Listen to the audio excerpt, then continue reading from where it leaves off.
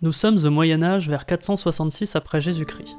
C'est dans l'actuelle Belgique à Tournai que naît Clovis, issu de la dynastie mérovingienne.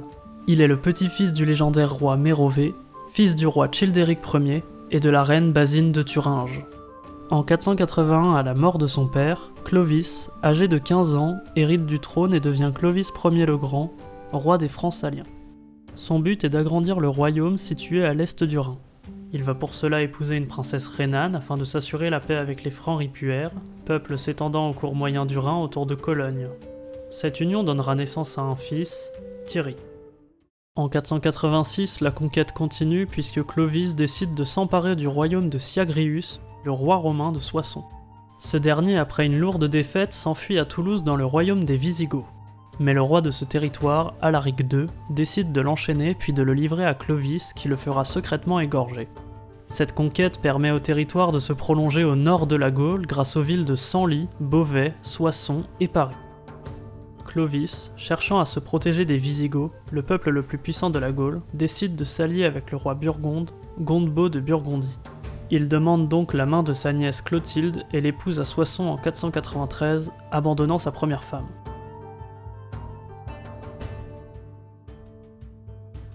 En 496, le roi des Francs saliens porte secours à Sigebert le Boiteux, roi des Francs rhénans, durant la bataille de Tolbiac contre les Alamans, peuple lui aussi le plus puissant en Germanie. Clovis, étant sur le point de perdre et ne sachant plus à quel dieu païen se vouer, il prie alors le Christ. « Dieu de Clotilde, si tu me donnes la victoire, je me ferai chrétien. » La bataille fait rage. Clovis, encerclé, risque d'être battu. Soudain, le chef alamand est tué in extremis, ce qui met fin au combat et pousse son armée à fuir.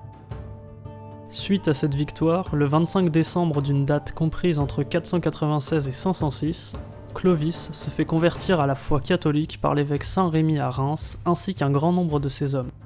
L'adoption à la religion catholique permet aux Francs de mieux se faire accepter par la population gallo-romaine qui occupait le territoire français, ainsi que de bénéficier du soutien du clergé, très influent à l'époque. L'agrandissement du royaume continue en 507 lors de la bataille de Vouillers près de Poitiers. Clovis part avec son fils Thierry et s'allie au roi franc rhénan Sigebert et son fils Clodéric, et au roi burgonde Gondebaud et Sigismonde afin de vaincre l'armée des Visigoths. Lors d'un combat au corps à corps durant la bataille, Clovis achève le roi Alaric II. Cette mort provoque la fuite de son clan vers le sud en Espagne, emmenant avec eux Amalaric, l'héritier du trône.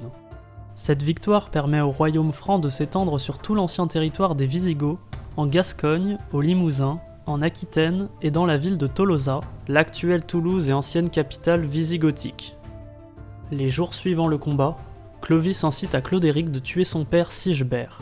Grâce à cela, le roi mérovingien devient le seul dirigeant du peuple franc. Mais les conquêtes ne résument pas toute sa vie. Toujours en 507, Clovis s'occupe aussi de l'affaire juridique de son royaume en publiant la loi salique. Le but de cette loi inspirée des droits romains est d'encadrer la violence de la société de l'époque. La fède, ou la vengeance privée, est interdite et le coupable doit verser une somme d'argent en guise de réparation. S'il s'agit d'un meurtre, il paye alors le vergel, c'est-à-dire une somme d'argent plus importante pouvant s'élever jusqu'à la somme considérable de 1800 sous. L'héritage est aussi revu puisque les femmes peuvent hériter à condition qu'aucun homme ne vive encore dans la famille. Les mariages incestueux sont interdits et les enfants issus de ces derniers, considérés comme infâmes, ne seront plus désignés comme héritiers légitimes. Vous l'aurez donc compris, Clovis a été un roi très puissant durant tout le 5e siècle. Il a entre autres énormément agrandi le royaume des Francs, vaincra le dernier général gallo-romain et triomphera face à de nombreux peuples. Il aura aussi poussé l'entièreté de la France à se convertir à la religion catholique, ce qui lui permettra de bénéficier du soutien du clergé, très influent pour l'époque.